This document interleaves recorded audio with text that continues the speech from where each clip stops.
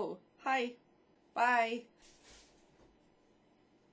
Okay, so, do you want my opinion on things that people haven't asked for and it's not really wanted or needed or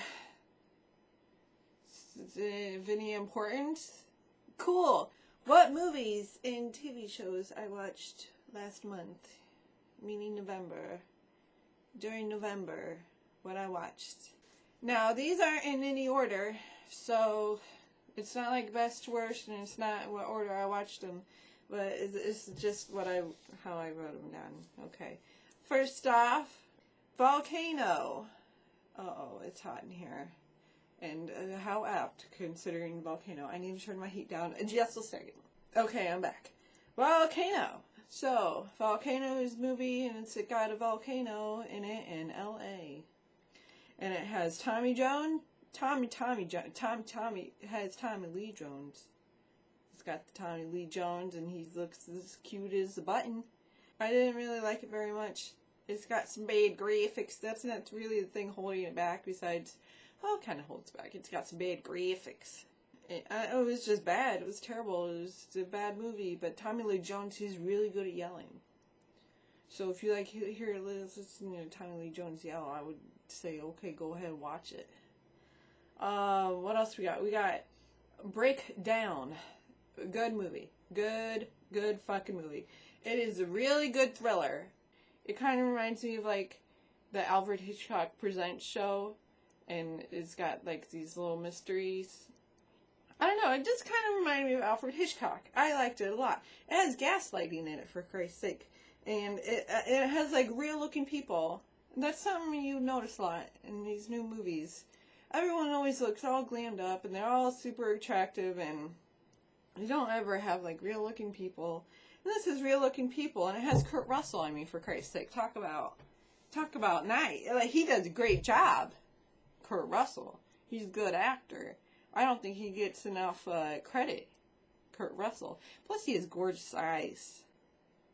So, I really recommend Breakdowns. It's a good one.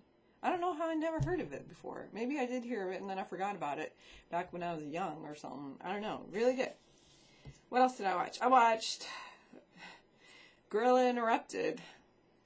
So, I've liked Red Letter Media, but I never watched any of their movies. So I'm like, all right, I'm gonna buy some of their movies because I enjoy the Red Letters so much. And I have to say it's funny.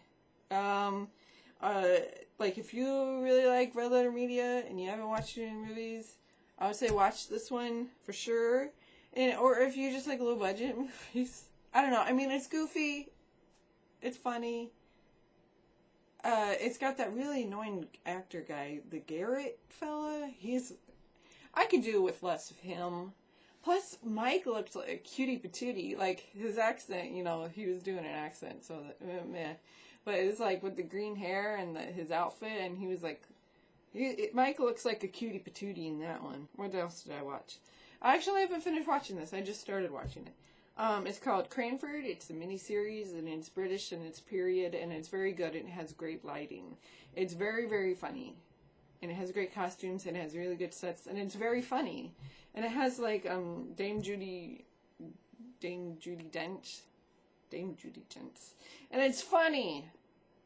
Go watch it. Pride and Prejudice 1995. It's another miniseries. I hear tell it's more true to the book. I don't think I've ever actually read the book all the way. Which is so funny because you're a girl and whatever. Has Colin Firth in it as Mr. Darcy. I think he makes a pretty good Mr. Darcy. Well, how would you know? You never even finished the book. Maybe I did, and I just don't know. There's a lot of British-looking people in that one. A lot of... And there's this character, and she's supposed to be the great, blonde beauty, and she just looks like she's built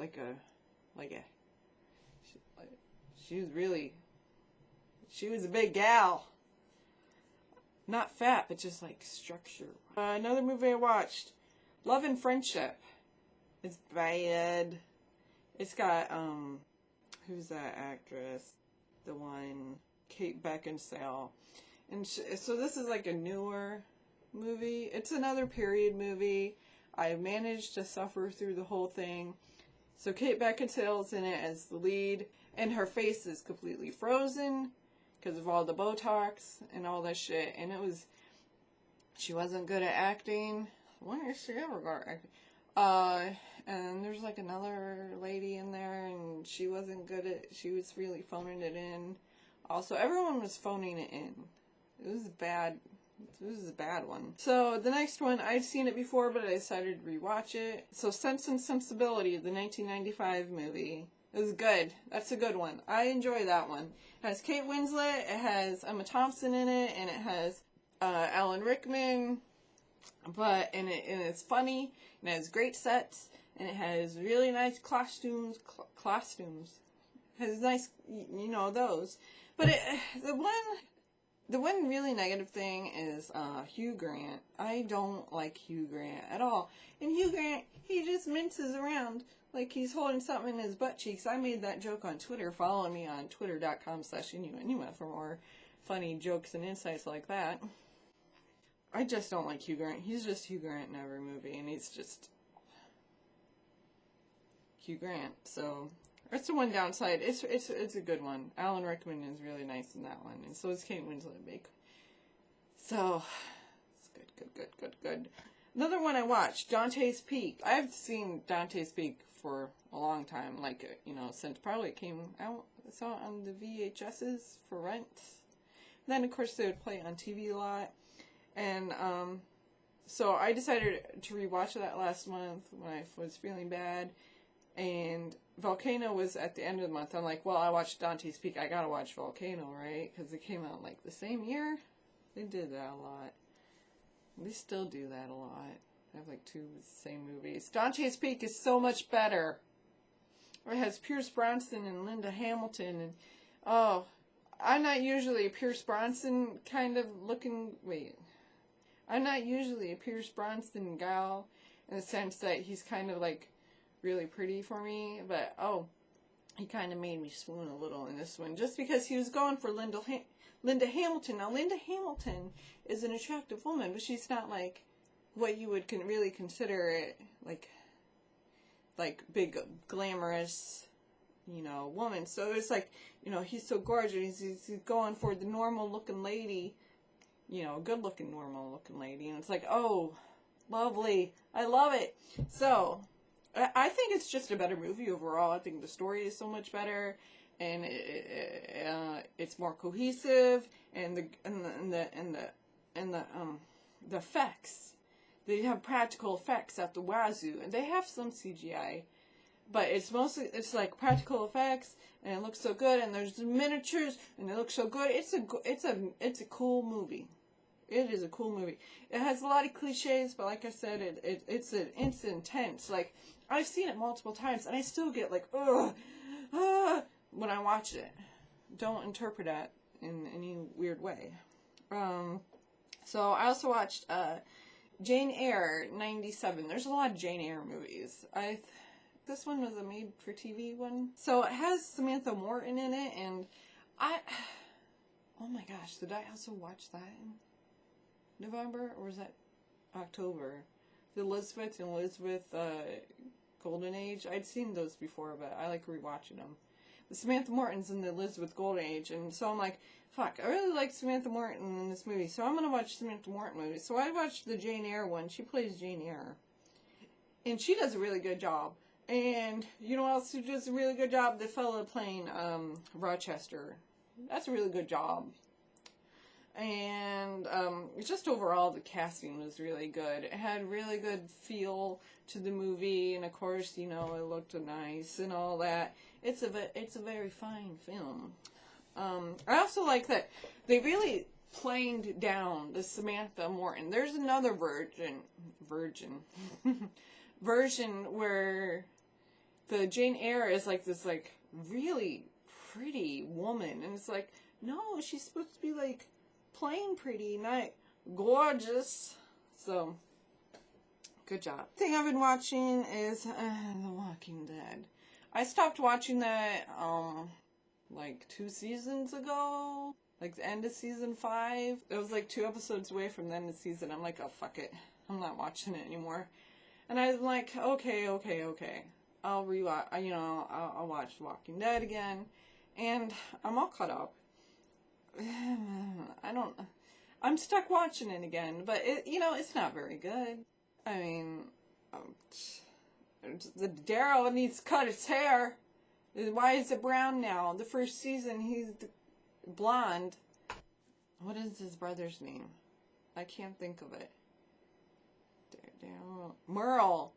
It's all been downhill since Merle died. There's no, like, really conflicted character. I mean, Merle is so good.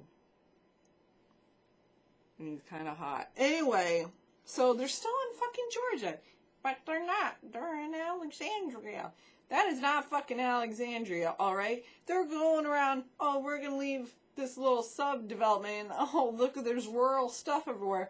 Everyone in fucking Virginia is fucking laughing at this freaking movie. And probably people in DC and also Maryland at this movie, at this TV show. It is, they didn't even, like, try. It's like, oh, we're gonna go look around for all this stuff, but we're not gonna go into DC, even though you can just hop across the freaking river. Why am I talking like this? And go scourge around in DC, mate. But that might be the next season. Well, what's taking them so fucking long? Why is there a tiger? In Tegan, he's like, he could be a good character. Like, I don't mind the actor too much, but he goes like this too much. He's like, he like bends down like every freaking sentence, like, But they did have some good scenes with the bat. Those were intense. It was good. I watched Little Women 1933. I've seen it before, but it was when I was younger, so I'm like, okay. It has Katharine Hepburn, and also has Joan Bennett, who, of course, looks gorgeous. It's very charming, but it's also very loud. And I just, okay, I am using my microphone. Wow. Oh, 15 minutes into the video, I'm like, which microphone am I using? It's also very loud. So, there's a lot of the, woo, screeching, squealing. I would say it's a must-see if you're a Little Women fan. I mean, you gotta see the 33 one. You just got to. It's okay. I think I like the Marmee better in that one than in the newer one. Speaking of the newer one, I decided to rewatch Little Women 94. Why?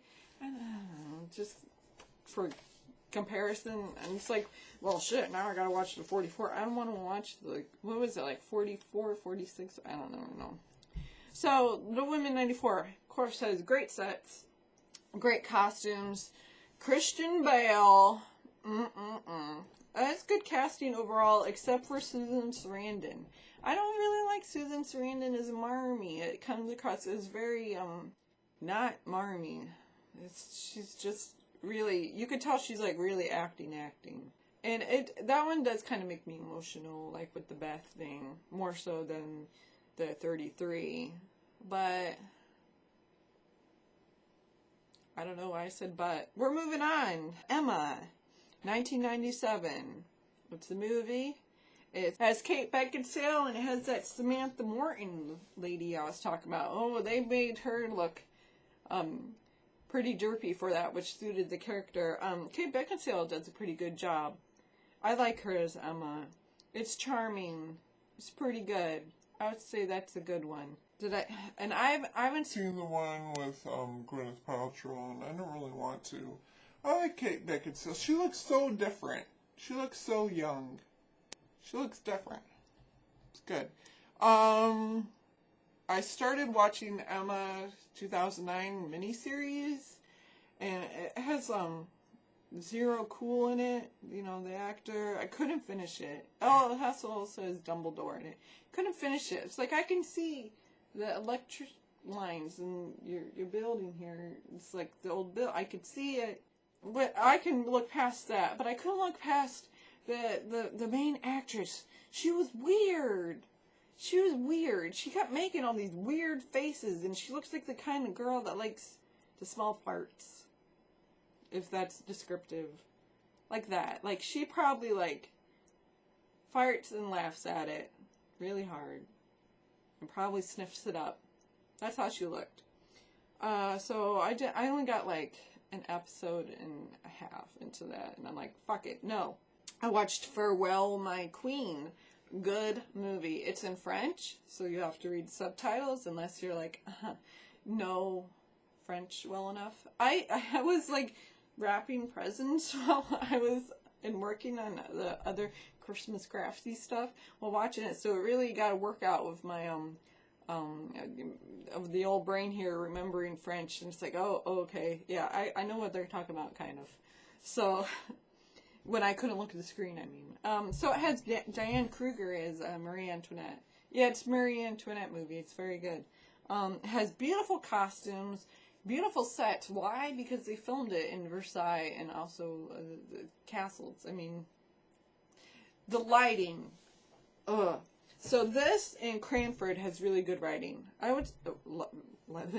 Lighting. Lighting really makes a difference in period movies. It really fucking does. Or TV show. Because if you have, like, really artificial fucking lighting, like this, you would say, well, no, this is not natural light or candlelight or anything of the sort. You fucking know.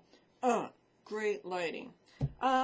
Really good movie. I don't know why it only has 3 stars on, like, IBM or something. IMDb's. Probably because the main character, I don't know, it's kind of weird, like what they did with it, but it's really, she wasn't really the focus. And I think this is the problem people may have with, she's not really the focus. It doesn't matter about the main character. It's what's happening around her. Because it's like, okay, so the synopsis is the servant, you're seeing, like the end, you know, you're seeing like the French Revolution. It only covers 3 days, by the way. Through, like, what she's experiencing, what she's seeing.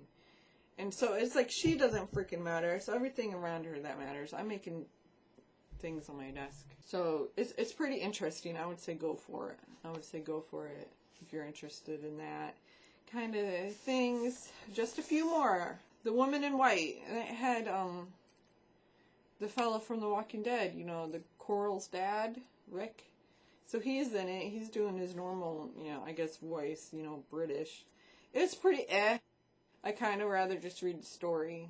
It's pretty overall. I watched The Recovered.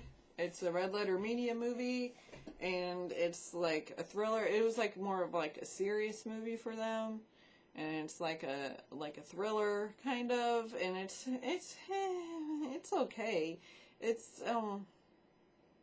was okay. I think it could have used a little help in a few spots with the writing. It was okay. I would say rent it, not buy it. Pass through. Now, I didn't see like the first 15 minutes in this, but you know, it's a Neil Breen film. You can find his other films here on the YouTube. Neil Breen is really bad at making movies. Like, people say, oh, Tommy Wiseau, he makes the worst movies. It's like, no, Tommy Wiseau is great compared to Neil Breen. Tommy Wiseau has real charm. I really love Wiseau, but Breen, he has a charm to his too. He tends to show his butt in movies, but I don't think he showed his butt in this movie. Now, I missed, like I said, the beginning, so maybe he showed it there, or I blocked it out, but I don't remember butt showing. And, you know, with the message he's shown in this movie and, like, his last one, it's like, it really feels like he's a mass shooter waiting to happen. That's another observation I made on Twitter, twitter.com/InuitInua for more like that. I'm not being, like, super serious, but I'm kind of being serious because he's just like, we need to kill all these people for the world to be better. So the past 2 movies have been like, we need to kill everyone.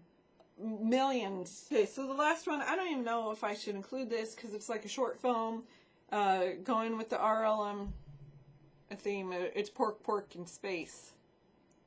You know? Okay, Jay. Okay.